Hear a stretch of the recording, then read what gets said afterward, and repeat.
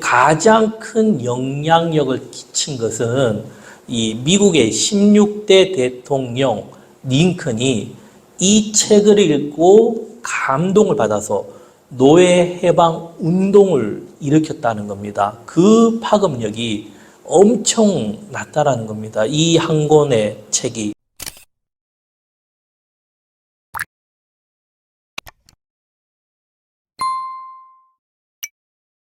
움직이는 이 눈에서 눈물이 촉촉하게 이 배이는 그런 성경에서 한 세 곳을 본다면은 첫 번째는 누구나 다 아는 요셉 이야기입니다. 요셉 이야기. 그리고 두 번째가 요한복음에 나오는 마리아 이야기입니다. 이 마리아 이야기. 그리고 세 번째가 오늘 본문에 있는 빌레몬서, 이 바울이 지은 이 이야기입니다. 그런데 이 빌레몬서에 대해서 참 많이들 이렇게 모르고 있지 않나라는 그런 생각을 해봅니다. 그래서 바울의 서신서들 중에서 개인적으로 지은 이 편지, 유일하게 남은 게 이 빌레몬서입니다. 그리고 이 책이 진주와 같이 참 이 빛이 나는 그런 책입니다. 굉장히 짧아요. 짧지만은 이 안에 굉장히 많은 내용이 들어있다라는 겁니다. 그리고 그 영향력도 참 대단합니다. 가장 큰 영향력을 끼친 것은 이 미국의 16대 대통령 링컨이 이 책을 읽고 감동을 받아서 노예 해방 운동을 일으켰다는 겁니다. 그 파급력이 엄청 낮다라는 겁니다. 이 한 권의 책이. 그리고 우리 인류 역사에서 이 가장 큰 영향력이라면 무엇인가 하면은 자유라는 겁니다. 자유. 아직까지도 이 많은 나라들이 있지만 지구상에 온전하게 자유를 누리고 있는 나라가 몇 안 됩니다. 그리고 미국이 자유 국가가 맞지만은 굉장히 좀 살기가 어려운 감이 있어요. 오히려 우리나라가 더 좋은 것이 이 밤에 이 자유롭게 다닐 수 있는 그 곳이 우리나라라는 겁니다. 그만큼 우리나라가 이제는 살기 좋은 나라가 되었다라는 겁니다. 그러면 이 자유가 어디에서 어떻게 왔는가 하면은 이 성경에서 왔다라는 겁니다. 우리가 보면은 한 나라가 있고 역사가 있는데 이런 그 과정에서 사상이 있고 정치가 있고 철학이 있습니다. 그러면서 법이라는 게 만들어지죠. 한 나라에. 이 모든 것의 뿌리가 어디인가 하면은 성경입니다. 이 성경. 많은 이 학자들은 이제 부인하죠.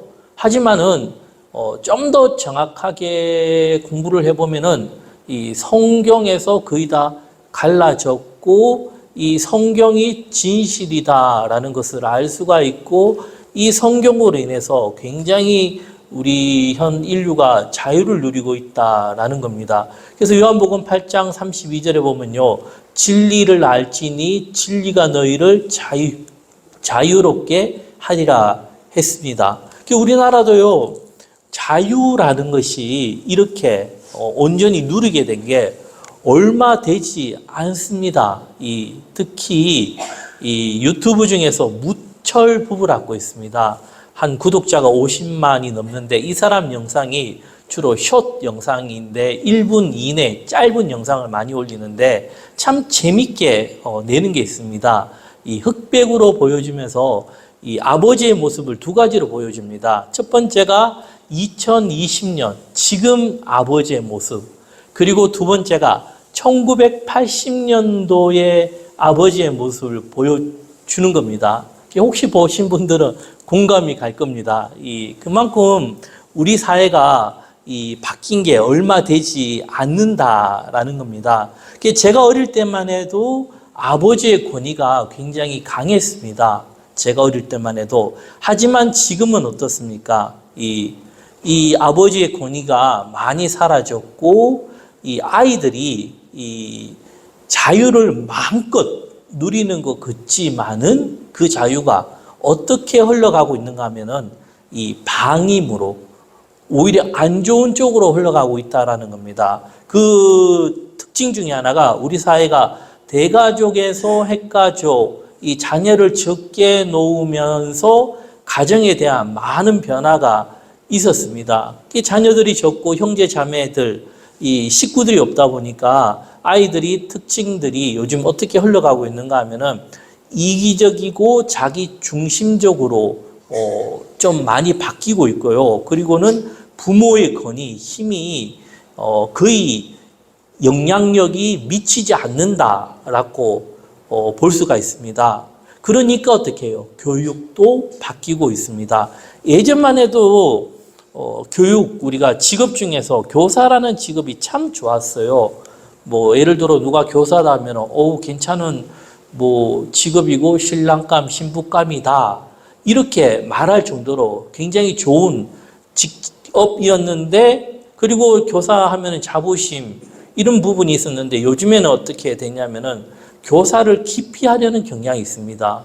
왜 그런가 하면은 권위가 떨어지고 실질적으로 아이들 교육이 어렵고 또 아이들이요 또 좀 교사들을 오히려 막 신고하고 좀 이상하게 흘러가는 어떤 그런 사회 문화가 되고 있다라는 겁니다. 그러면 그 원인이 뭔가 했을 때 가정교육이라는 겁니다.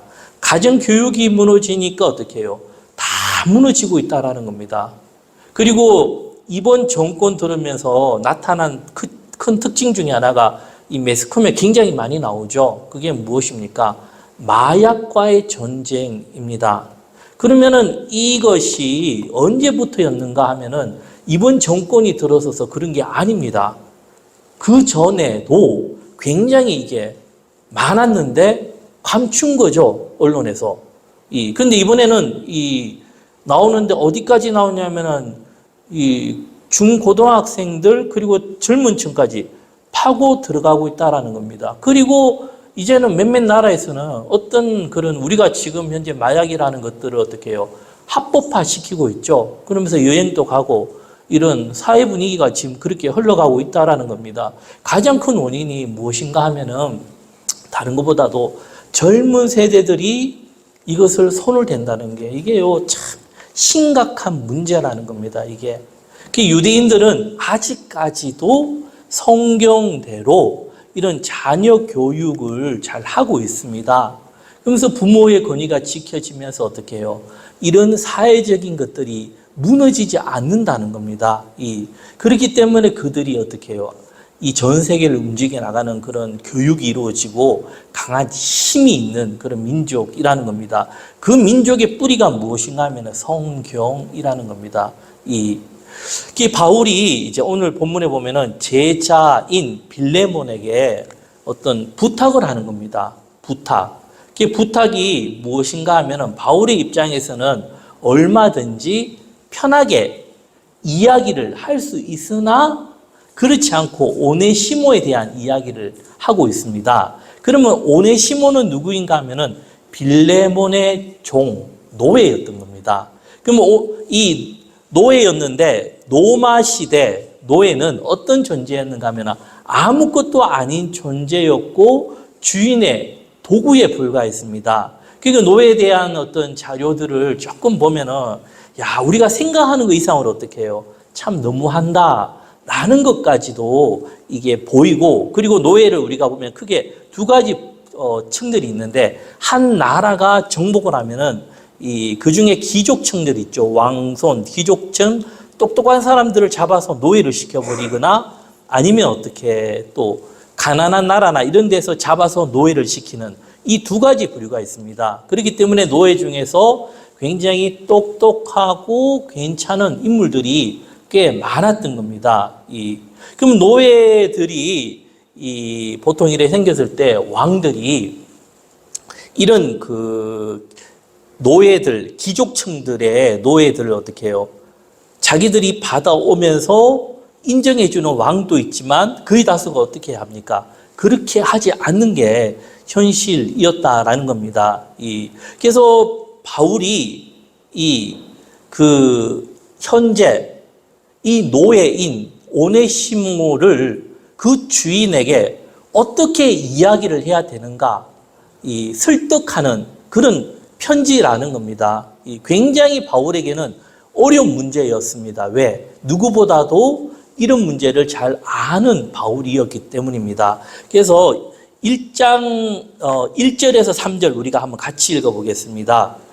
그리스도 예수를 위하여 갇힌 자 된 바울과 및 형제 디모데는 우리의 사랑을 받는 자요 동력자인 빌레몬과 자매 아비아와 우리와 함께 병사된 아키포와 내 집에 있는 교회에 편지하노니 하나님 우리 아버지와 주 예수 그리스도로부터 은혜와 평강이 너에게 있을지어다. 이게 빌레몬이 누구인가 하면은 이 골로새 지방의 가정 교회를 지도하는 자, 이 바울에게 영향을 받았겠죠. 그리고 오네시모는 종이었습니다. 근데 오네시모가 어떻게 해요? 금품을 가지고 도망을 가버린 겁니다. 어떤 경로인지는 몰라도 그가 바울을 만났던 겁니다. 바울을 만나서 오네시모는 변화되었고, 바울이 가만히 보니까 너무 괜찮은 사람이에요. 인물이니까 그를 곁에 두고 싶은 생각이 있었던 겁니다. 그러나 뭐가 문제냐면 그 시대의 문화, 배경, 환경이 빌레몬이 오네시모를 어떻게 생각하고 받아들이는가라는 겁니다. 만약에 빌레몬이 노예가 그 당시에는 주인의 도구에 불과하고 우리가 말하는 십자가가 왜 있는가 하면은 그 노예들을 죽이기 위한 어떤 하나의 그 형벌이었습니다. 잔인하게 죽이는 걸 보면서 어떻게 해요? 노예들에게 너도 도망가면 이렇게 된다라는 것을 보여주기 위한 형벌이었습니다. 가장 잔인한 어떤 빌레몬은 얼마든지 자기가 재판도 필요 없고 변호할 그런 것도 필요 없습니다. 그냥 그 자리에서 이렇게 죽여도 할 말이 없다라는 겁니다. 사도 바울은 이런 부분을 너무나 잘 알았기 때문에 빌레몬에게 오네시모에 대한 문제를 어떻게 해요? 강복하게 부탁을 하는 겁니다. 4절에 보면요, 부탁을 하기 전에 먼저 어떻게 이야기를 하는가 하면 내가 항상 내 하나님께 감사하고 기도할 때 너를 말하면 주 예수와 및 모든 성도에 대한 내 사랑과 믿음이 있음을 들음이니 이로써 내 믿음의 교제가 우리 가운데 있는 선을 알게 하고 그리스도께 이르도록 역사하느니라. 형제여, 성도들의 마음이 너로 말미암아 편안함을 얻었으니 내가 너의 사랑으로 많은 기쁨과 위로를 받았노라. 빌레몬에게 칭찬을 먼저 하는 겁니다. 너 정말 잘하고 있다. 내가 가르쳤지만 정말 하는 것마다 너무나 잘한다라는 그런 걸 말을 하고 실질적으로 빌레몬도 성실하게 살았다라는 겁니다. 하지만 바울은 어떻습니까? 현재 갇힌 자, 갇힌 자가 되었고 복음을 위해서 고생을 하는 이런 입장이었습니다. 빌레몬도 그걸 알죠. 사도 바울 선생님이 복음을 위해서 갇힌 자 되고 이렇게 고생을 하고 있구나라는 걸 알고 있는데 이제 그 부분을 적었는데요. 8절에서 10절 우리가 같이 읽겠습니다. 이러므로 내가 그리스도 안에서 아주 담대하게 내게 마땅한 일로 명할 수도 있으나 도리어 사랑으로서 강구하노라. 나이가 많은 나 바울은 지금도 예수 그리스도를 위하여 갇힌 자 되어 갇힌 중에서 나온 아들 오네시모를 위하여 내게 강구하노라. 이게 바울의 입장을요 이야기하고 있다라는 겁니다. 어떻게 이야기하냐면은 제자인 빌레몬에게 담대하게 그냥 이야기를 충분히 할 수 있는 입장이었지만 바울은요, 내가 오네시모가 필요하니까 너 그 모든 거 용서해주고 그냥 없던 걸로 하자 이렇게 이야기할 수 있는 권위가 있는 바울이었지만은 어떻게 합니까? 그렇게 하지 않았다라는 겁니다. 그리고 지금 시대 사람들은 이해하기 힘든 중에 하나가 무엇인가 하면은 그 시대 편지죠. 편지가 굉장히 대단했습니다. 그게 보내는 것도 참 편지가 어려웠고, 받는 것도 힘들었고, 그리고 받는 이들이 그 편지를 받기 위해서는 뭐 짧게는 한 달, 길게는 몇 달을 기다려야 하는 그거 받았을 때 감동이 완전 달랐다라는 겁니다. 편지에 대한 감동. 우리가 이런 부분을 이해하고 서신서를 보면은 성경이 좀 더 이렇게 많이 보이는 겁니다. 그리고 제자의 개념도 달랐다라는 겁니다. 지금은 제자가 씻게 되고 뭐 이런 개념이었지만 그 시대에 한 번 제자가 되면은 그 충성도가 지금하고는 완전 다른 그런 뉘앙스였다라는 겁니다. 그래서 바울이요, 어떻게 해요? 사랑으로서 강구하고 부탁하는 겁니다. 그 권위가 어딥니까? 사랑이었다라는 겁니다. 힘이 아니라. 그는